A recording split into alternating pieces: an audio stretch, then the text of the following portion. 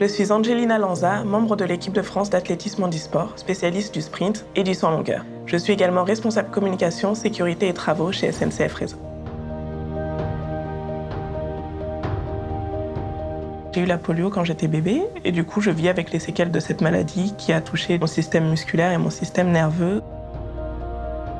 Enfant, j'étais hyper active. Du coup, pour dépenser toute cette énergie, mon père a voulu que je fasse du sport. Donc j'ai essayé l'athlé, puis j'ai tout de suite accroché avec le fait qu'il y ait plusieurs disciplines, le fait d'être un petit peu touche à tout et qu'on s'ennuie jamais.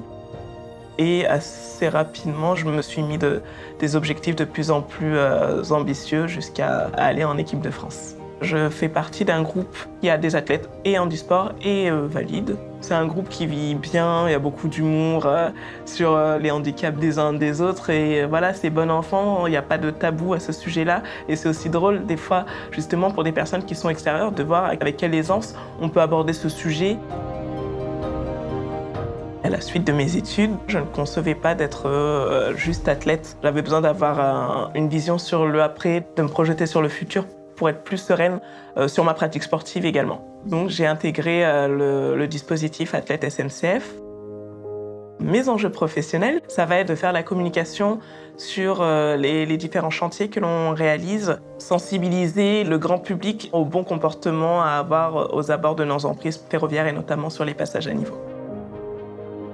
Il y a des parallèles à faire entre le monde du sport et le monde professionnel. C'est le travail d'équipe et le travail d'organisation et de préparation qui se joue entre les deux univers. Mes premiers jeux, ça a été les Jeux de Rio en 2016.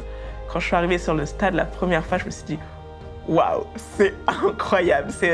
J'ai été impressionnée, mais vraiment dans le bon sens du terme. Il n'y avait pas d'appréhension de stress. J'ai été émerveillée.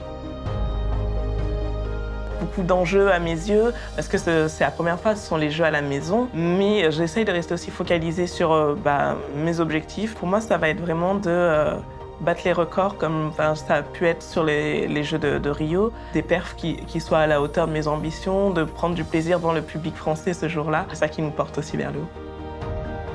Je pense qu'il y aura beaucoup d'impact au niveau de la société, mais j'espère également qu'il y aura un véritable héritage en termes d'inclusion, en termes d'action mise en œuvre pour les personnes en situation de handicap. Donc j'espère vraiment que ce sera ça l'héritage des Jeux de Paris.